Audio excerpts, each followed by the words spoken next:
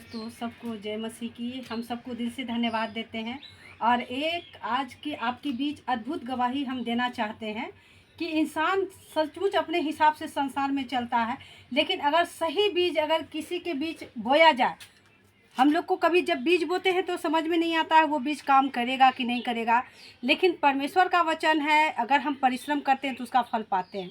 तो ये हमारी दीदी है, इसका नाम गीता है और हम दिल से धन्यवाद देते हैं कि एक बार हम इनसे मिले थे जब हम प्रभु को जाने थे और इनके मुंह से जो गवाही सुने थे तो हम आज भी वो गवाही सब जगह देते हैं, लेकिन शायद आपके तक नहीं पहुंच पाता है। लेकिन आज हम सोच रहे हैं, आज मौका आया है कि आज हम इस जगह पर केदला मिलने आए और दीदी से मिले, काफ़ी स्वागत भी की हम लोगों को। इसे दिल से हम दीदी को धन्यवाद देना चाहते हैं और हम आप लोग को यही बताना चाहते हैं कि प्रेम जो ईश्वर का है वो कमता नहीं है। ईश्वर कहते हैं मरुभूमि में भी मैं जल की धाराएं बहा निकालूंगा। अगर जहाँ प्रेम ठंडा भी है, अगर प्रभु का लोग वहाँ पहुँचता है, वो प्यार अनोखा हो जाता है और जब हम लोग मिलते हैं ना तो लगता है नहीं, कुछ ऐसा याद हमारे जीवन में ताज़ा हो गया जिसे लोगों के बीच देना चाहिए। और आज हम आपके बीच देना भी चाहते हैं कि दीदी का मम्मी का तबीयत काफ़ी ख़राब था और अस्पताल में भर्ती थी और हम तो सिर्फ बताए थे कि दीदी प्रभु का वचन जानिए, प्रभु मुर्दों को भी जीवित करता है। लेकिन इस समय दीदी उस समय नहीं मानती थी, दुर्गा पाठ हर पूजा पाठ किया करती थी, लेकिन हम कहते दीदी हम भी नहीं जानते थे, लेकिन मैंने सुना है कि मुर्दों को वो जीवन देता है। इतना कहकर इस घर से हम निकले थे, लेकिन हम नहीं जानते थे कि प्रभु सचमुच जीवित खुदा इस घर में काम करेंगे।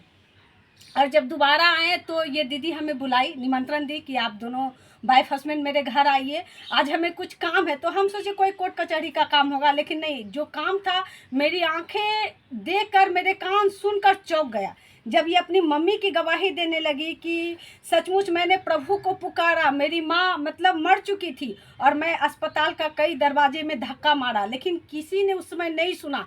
लेकिन मेरी माँ जब मर गई, मैंने प्रभु को आत्मा से पुकारा और उस दृश्य को मैंने देखा कि ईश्वर ने मेरी माँ को कैसे जीवित किया, कैसे प्राण को लौटाया।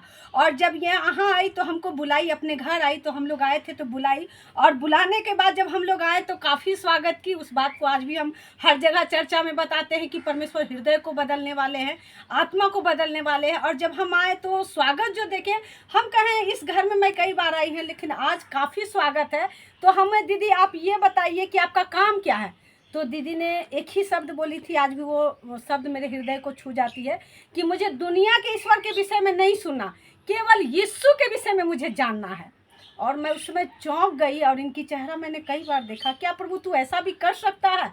लेकिन सचमुच परमेश्वर ने किया। और आज हम वचन आपको एहजकेल का 37 में है कि तू भविष्यवाणी कर, यदि कोई मर गया है तो तू भविष्यवाणी कर। और परमेश्वर क्या करते हैं, आत्माओं के द्वारा अपने लोगों को जो विश्वास करते हैं उनके हड्डी हड्डी गुद्दे गुद्दे को आत्मा के द्वारा, जो हड्डी मर चुकी है, जो आत्मा मर चुकी है, परमेश्वर अपनी सांस समाकर उसे एक जीवित प्राणी बना देते हैं। और परमेश्वर ने ऐसा चमत्कार इस घर में किया और आगे हम विश्वास करते हैं। आज हम हर जगह जहाँ भी मीटिंग में जाते हैं इस दीदी की मम्मी की गवाही देते हैं कि मेरी माँ का सहेली को परमेश्वर ने जीवित किया था। और आज हम प्रार्थना करते हैं, इस घर में लाया है प्रभु तो कोई ना कोई योजना होगा। हम जानते हैं जहाँ भी हमें परमेश्वर भेजते हैं वो अपनी योजनाओं को छोड़ते नहीं हैं। तो आज हम इस बीच आकर काफ़ी खुश हुए और दीदी ने कहा आज हम जाने नहीं देंगे, आज भर आपको रुकना है। तो ये प्यार काफ़ी मुझे और भी अच्छा लगा। हम लोग आप लोग से यही निवेदन करेंगे, सचमुच जो भी गवाही अगर आप सुन रहे हैं और आप विश्वास करते हैं तो इनकी माँ मुर्दों में से जी उठी थी। क्या दीदी आप सही है ना? ये दीदी ये सामने है, ऐसा नहीं कि हम पीठ पीछू गवाही दे रहे हैं, है ना। मुर्दों में से जी उठी थी और परमेश्वर को हम धन्यवाद देते हैं दिल से कि और भी इनके जीवन में प्रभु बड़े बड़े काम करे। हो सकता है रास्ते कभी कभी हम लोग ना संसार में फंस जाते हैं तो भटक जाते हैं, लेकिन प्रभु क्या कहते हैं ना, तू मुझे पुकार। योना भी रास्ता भटक गया था लेकिन परमेश्वर ने उसे छोड़ा नहीं, उसे और भी प्यार किया। जब कष्ट आया और कष्ट के बाद जब वो निकला तो काफ़ी मजबूत होकर निकला। हम प्रार्थना करते हैं दीदी के लिए कि ये और भी मजबूत हो और भी अपनी मम्मी की गवाही लोगों तक पहुँचाए। और हम दिल से प्रभु को धन्यवाद देते हैं। जो भी आप इस गवाही को सुन रहे हैं, सब लोग आप लोग सुनकर आशीष पाइए। सबको दिल से धन्यवाद।